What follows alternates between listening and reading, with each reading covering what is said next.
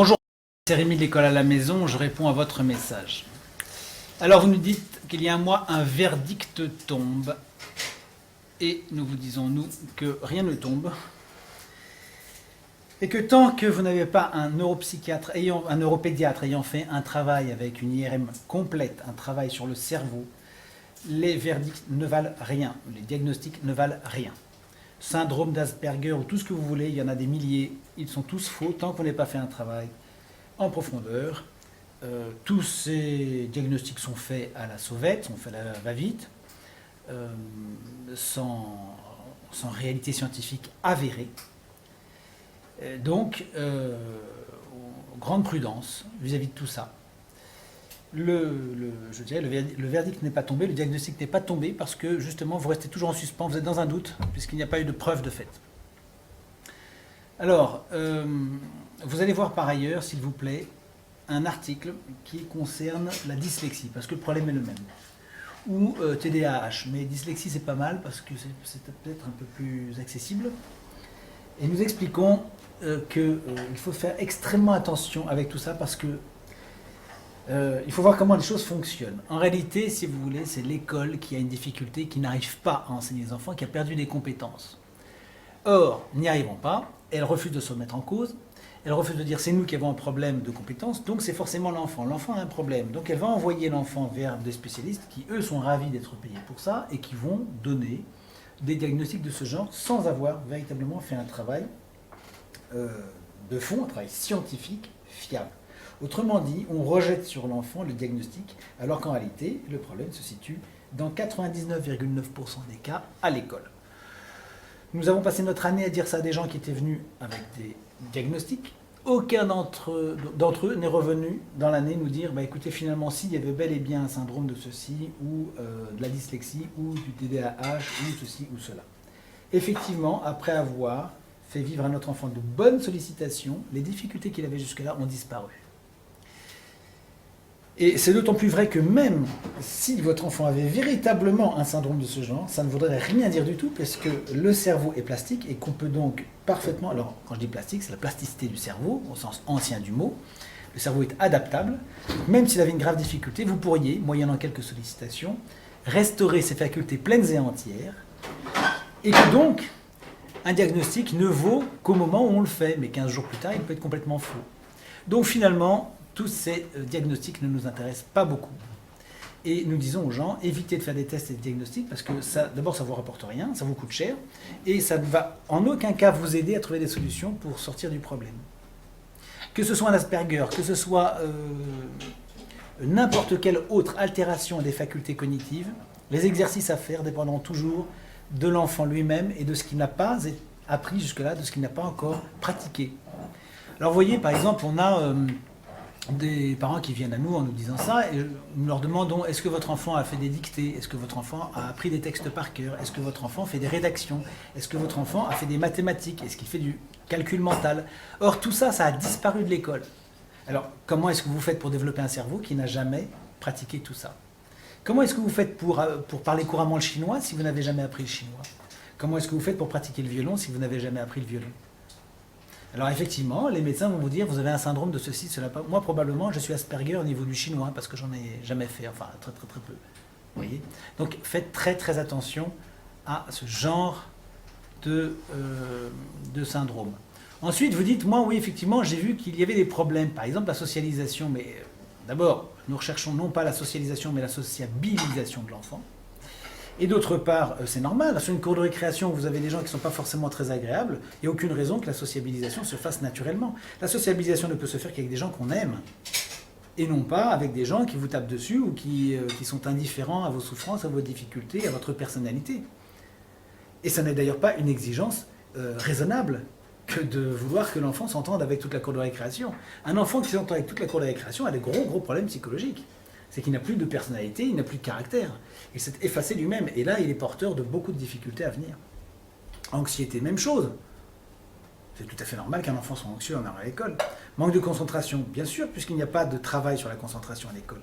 Pas d'intérêt pour les activités, parce que les activités ne sont pas intéressantes. Si vous emmenez votre enfant au cinéma, je suis sûr qu'il sera très intéressé.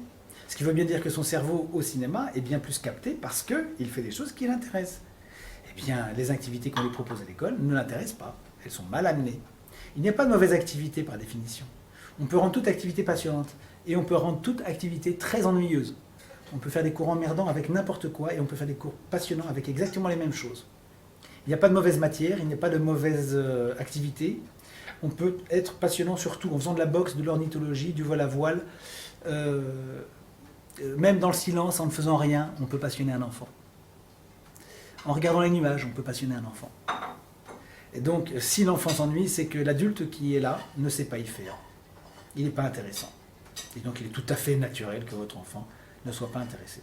Et pourtant, c'est un petit garçon très curieux avec une mémoire incroyable, avec les différentes spécificités de ce syndrome, à savoir centre d'intérêt restreint mais surdéveloppé, peu de socialisation. Oui, ça, vraiment, mettez-le de côté tout ça, parce que ça, on l'entend tout le temps, mais chez tous les êtres humains, ça c'est vrai chez tous les êtres humains. Est-ce que vous connaissez un grand spécialiste au monde qui soit développé dans tous les domaines? Ben non. Un grand chef cuisinier, il est très bon en cuisine. Ben, il n'est pas très bon en violon. Ou en tout cas, c'est rare. Je ne connais pas beaucoup de grands chefs cuisiniers violonistes. On est tous dans ce cas-là, si vous voulez. Alors c'est plus ou moins prononcé. Vous avez des gens qui sont des stratèges absolument extraordinaires, comme Napoléon Bonaparte, et qui en même temps sont totalement indifférents à la souffrance des autres. Bon, ça se développe de plus en plus avec l'âge. Chez les adultes, c'est très marqué. Vous avez des gens qui sont des comptables totalement froids à l'avenir de la société, par exemple. Et puis vous en avez d'autres qui, au contraire, sont des comptables qui sont beaucoup plus proches du sort de chacun. Bon. Mais tout ça, ça prend beaucoup dans l'enfance. Et c'est une question de sollicitation. Naturellement, l'individu est amené à avoir quelques zones d'intérêt développées, voire surdéveloppées, et dans l'ensemble, un nombre de centres d'intérêt restreint.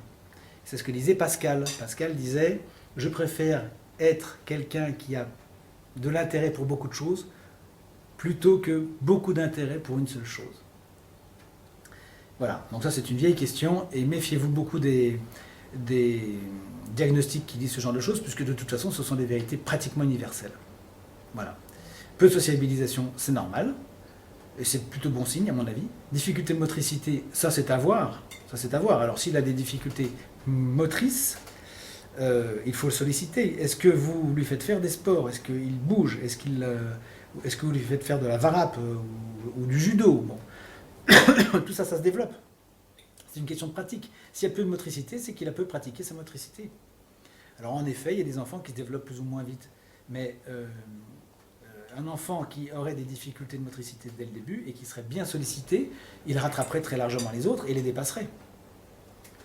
Hypersensibilité, c'est très fréquent chez pratiquement tous les enfants. Tous les enfants, pratiquement, sont hypersensibles. C'est tout à fait normal, puisque la sensibilité, c'est une chose qui s'éduque.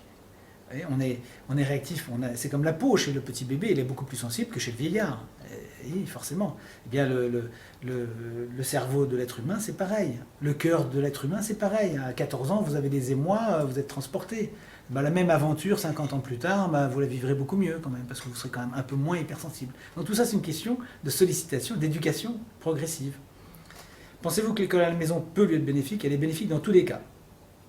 Dans tous les cas. Moi, je ne connais pas de cas pour lesquels l'école à la maison ne soit pas bénéfique. Donc elle est bénéfique tout le temps, à condition de savoir la faire. Parce que si, évidemment, vous passez à côté et que vous faites les choses mal, eh ben, ça ne sera pas bénéfique. Ce n'est pas l'école à la maison en soi-même qui est bénéfique, c'est la manière dont vous allez le faire. C'est un très bon outil, mais comme tous les outils, il reste à s'en servir. Vous voyez, c'est comme un bateau dans un port. Un bateau en soi, c'est pas passionnant. Enfin, c'est pas... Oui, c'est intéressant. Vous visitez le bateau, vous restez dans le port, bon, c'est bien. Enfin, un bateau, c'est quand même fait pour naviguer. Vous voyez, donc, est-ce qu'un bateau est bénéfique en soi? Oui ou non? Pas forcément. Si vous montez à bord du bateau, vous restez enfermé à bord du bateau à quai pendant 3 mois, je vous assure que vous trouverez ça mortel. Donc, ce qui va être intéressant, c'est de prendre le large. Je suis moi-même HPI et me reconnais totalement en lui, et je pense que la solution... Ah, et ben voilà. Et ben voilà, donc vous avez sur votre dos vous-même un diagnostic, et vous vous dites, eh ben c'est tout à fait plausible que mon enfant ait ça, puisque moi je l'ai. Je pense que cette solution peut lui faire énormément de bien. Alors attention, moi je vous demande une chose. Vous n'allez pas partir avec ce diagnostic et faire l'école à la maison. Vous allez oublier le diagnostic et vous lancer dans l'école à la maison en faisant le vide dans votre tête à ce sujet-là. Au potentiel, alors là, cher ami, je vais vous dire, on est tous au potentiel. Moi, si vous me mettez avec un coach spécialiste de l'apprentissage du chinois et qu'il me fait bosser 8 heures par jour avec une excellente méthode, je suis sûr que dans 3 mois, je parle couramment chinois. Ou violon, ou arabe, ou serbo-croate, ou vous me mettez à la cuisine, parce que la cuisine, j'aime pas la faire. Bon, vous me mettez avec une fille qui est super douée pour la cuisine, vraiment passionnante. Je m'endormirai le soir avec des recettes en tête, et je suis sûr que dans un mois, je serai pas mauvais. Donc on est tous à haut potentiel. On est tous à haut potentiel. Vous m'amenez n'importe quel enfant, je vous assure que je lui trouve des tas de potentiels. Encore faut-il les solliciter. Haut potentiel, en fait, ça veut rien dire. C'est comme un bateau, si vous voulez. Encore une fois, un bateau, il a le potentiel de faire 3 fois le tour du monde, comme il a le potentiel de couler dans la rade. Le cerveau est plastique. Donc vous pouvez obtenir des résultats extraordinaires avec tous les cerveaux du monde. Pourquoi est-ce que ce n'est pas le cas? Mais parce qu'ils ne sont pas sollicités. Si vous laissez un enfant devant la télévision 12 heures par jour, il deviendra totalement débile. Il n'y a aucun doute à ce sujet, on le sait, les études sont faites. Un enfant HPI devant une télévision toute sa vie ne donnera rien. Un enfant HPI qui sera sollicité dûment pourra, comme Champollion peut-être, parler 7 langues à l'âge de 6 ans. C'est une question de sollicitation. Le haut potentiel, moi je ne connais pas de gens qui sont en sous-potentiel. Qui dit HPI, forcément il doit bien y avoir des enfants qui ne sont pas HPI. Moi j'aimerais que quelqu'un ait le culot de me présenter un enfant en disant « cet enfant n'a pas de haut potentiel ». Ça veut dire que c'est un incapable définitivement? Ça veut dire qu'il ne serait pas capable d'être brillant? Eh bien moi je dis si, tous les enfants peuvent être brillants, tous les enfants du monde. Les enfants de repris de justice, les enfants venant du fin fond de l'Afrique noire déshéritée, on peut en faire des gens très très très brillants, à condition de savoir les accompagner. Voilà pour le sentiment que je voulais vous donner, Augustin. En général, les gens qui ont un haut potentiel, en réalité, ce sont des gens qui ont reçu dans leur enfance des choses qui font que, par rapport à la moyenne de leur époque, ils semblent émerger.